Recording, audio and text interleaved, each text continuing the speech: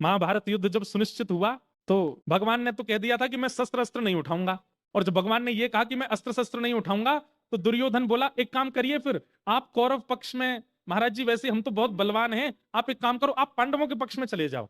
बड़ा चतुर है दुर्योधन। ठाकुर जी उसे बोला, जैसे भगवान ने निर्णय लिया ना कि मैं शस्त्र नहीं उठाऊंगा, तो सब जब चले गए तो दुर्योधन एकांत में भगवान से बोला, देखो ठाकुर जी कुछ भी हो, पांडव हैं तो मेरे भैया, मुझे इनकी बड़ी चिंता रहती है। क्यों? हमारे पास तो सेना का बल भी बहुत है, अस्त्र शस्त्रों का बल भी बहुत है, योद्धाओं का बल भी बहुत है, लेकिन इनके पास ना तो अस्त्र शस्त्र है, ना सेना है, कुछ भी नहीं है।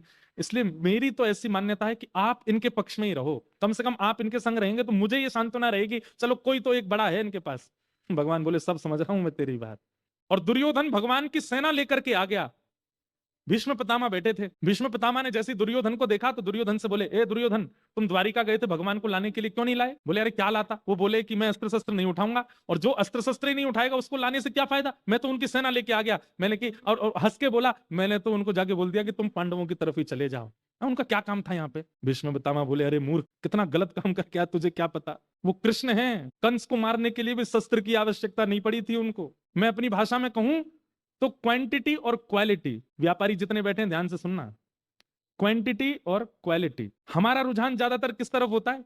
क्वांटिटी की तरफ, संख्या अधिक होनी चाहिए सामग्री की, क्वालिटी पर ध्यान नहीं देते। भीष्म पितामह बोले, तू क्वांटिटी तो ले आया, क्वालिटी तो वहीं दे आया, छोड़े आया श्री कृष्ण को। लेकिन भीष्म पितामह ने भी उस दिन प्रतिज्ञा ली, वासुदेव कर चक्र न धरहि तो तुमको मुख न दिखाऊं, लाजत है मेरी गंगा जननी में शंतनु सुत न कहाऊं। यदि महाभारत युद्ध के बीच में वासुदेव श्री कृष्ण ने शस्त्र नहीं उठाया तो मैं गंगा का बेटा नहीं, मैं शांतनु का पुत्र नहीं। प्रतिज्ञा लेता हूं कि ऐसा युद्ध करूंगा कि कृष्ण को शस्त्र उठाना पड़ेगा। जब ये युद्ध में निर्णय ले लिया भीष्म पितामह ने, और युद्ध 10 दिन का हो गया, बहुत ध्यान से सुनना, बड़ी मधुर कथा।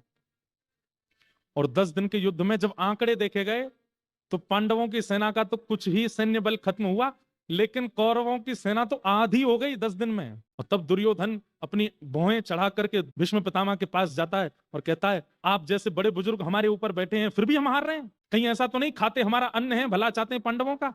भीष्म पितामह का ताम्रवर्ण हो गया। बोले, कैसे बोल रहा है तू? अरे तेरा अन्न खाने के लिए आया हूं क्या? यहाँ पर पांडव नहीं खिलाएंगे मुझे? दुर्योधन बोला, तो फिर क्यों हार रहे हैं हम लोग? क्यों हमारी सेना खत्म हो रही है? क्या हमारे पास शस्त्र नहीं है, अस्त्र नहीं है, आप जैसे योद्धा नहीं है, फिर भी हार रहे हैं हम?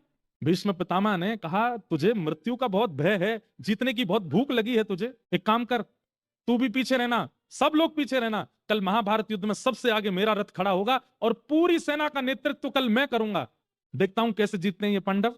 और सुन, एक बात और सुन। बोले, क्या? आज अर्धरात्रि में मैं जब